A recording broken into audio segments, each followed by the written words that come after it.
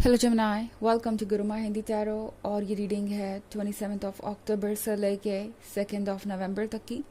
तो चलिए देखते हैं आपके लिए क्या मैसेजेस है इस वीक में और आप क्या एक्सपेक्ट कर सकते हैं लव में।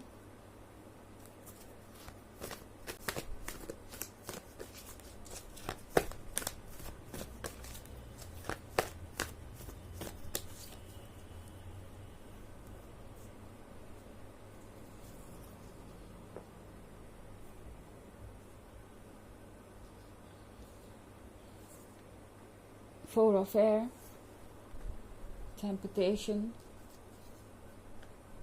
Tower, 7 of Air,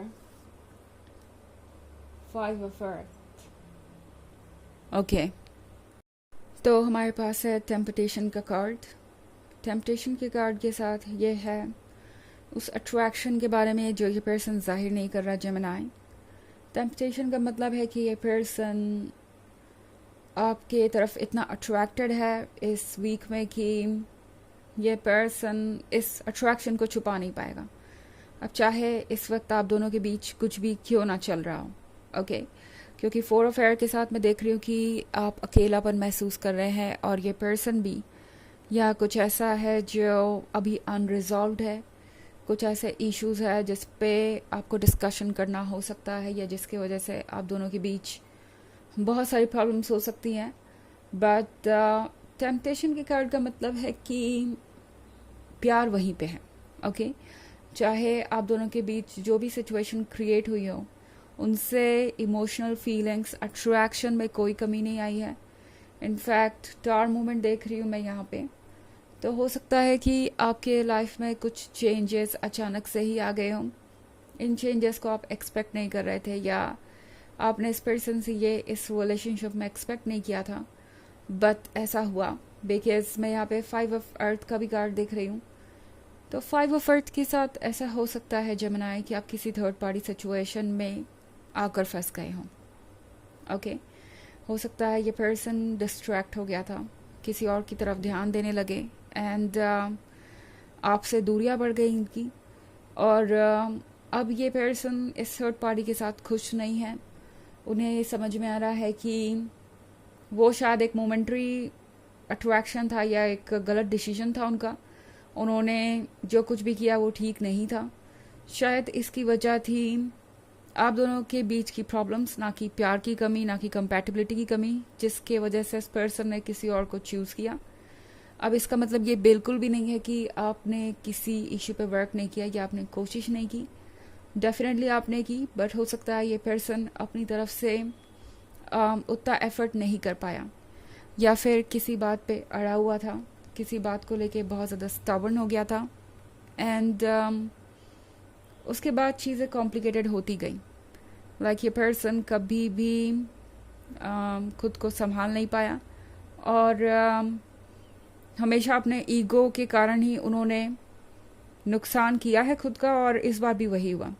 तो ये पर्सन दरअसल वो है जो अपने ईगो से हटकर कुछ सोच नहीं पाया, खुद को संभाल नहीं पाया और आपके साथ इस रिलेशनशिप के सबसे वर्स्ट दौर में, सबसे डार्क फेज में आ पहुंचा।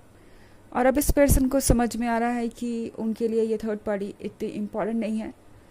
ये तो रही रोमांटिक इंटरेस्ट की बात। ऐसा भी हो सकता है कि ये थर्ड पार्टी कोई और नहीं, इनका कोई क्लोज फ्रेंड हो, इनका कोई रिलेटिव हो, इनका कोई फैमिली मेम्बर हो और ये पर्सन लगातार आपके पर्सन को एडवाइसेस दे रहा था या इस रिलेशनशिप को क्रिटिसाइज कर रहा था। उन्हें बार बार ये एडवाइस दे रहा था कि उनके लिए ये रिलेशनशिप सूटेबल नहीं होगा, इस रिलेशनशिप में उन्हें कंटिन्यू नहीं करना चाहिए। एंड आपका पर्सन उन बातों को बहुत सीरियसली सुन रहा था, उन्होंने इन चीज़ों को बहुत सीरियसली लिया और अब इस पर्सन को समझ में आ रहा है कि इस तरह की चीज़ें करके उन्होंने और कुछ नहीं किया बल्कि खुद को अकेला कर लिया है, ओके। बल्कि खुद को ही हार्म कर लिया है।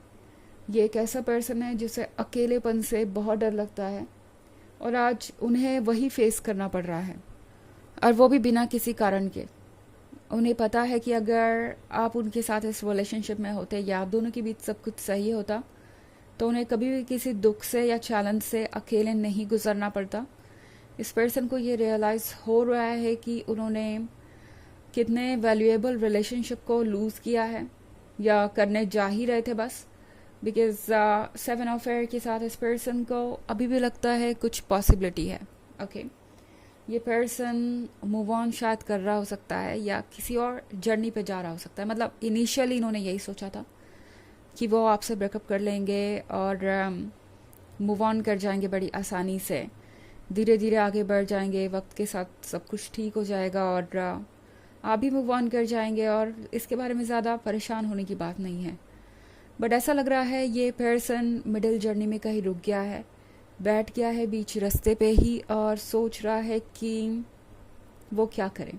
ओके, बिकॉज आपकी यादें और वो जो फीलिंग्स है उनके मन में आपके लिए, और जो फीलिंग्स है आपकी मन में उनके लिए, वो इतनी स्ट्रॉन्ग और इतनी लवली है कि उन चीज़ों को ये भूल नहीं पा रहे।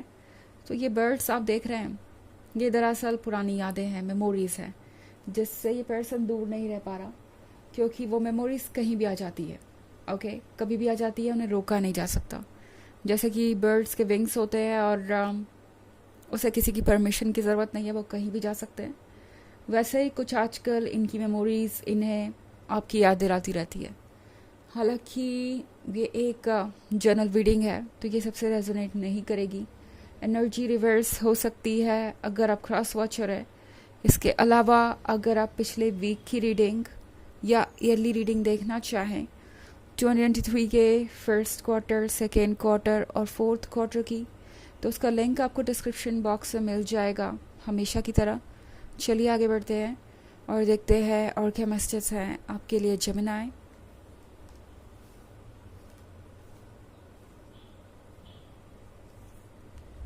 Chariot,